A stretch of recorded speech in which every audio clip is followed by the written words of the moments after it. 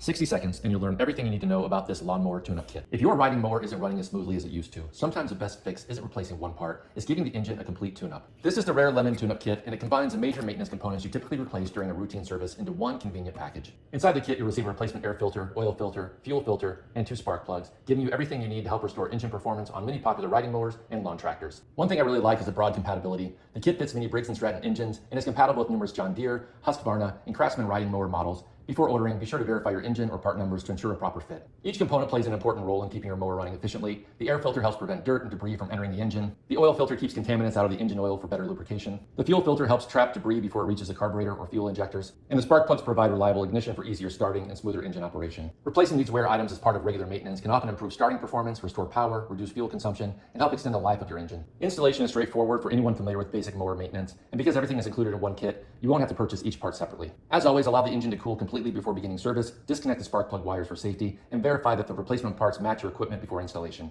If your riding mower is due for seasonal maintenance or just isn't performing like it used to, this complete tune-up kit offers a simple, cost-effective way to get it back into top shape and ready for another season of cutting grass.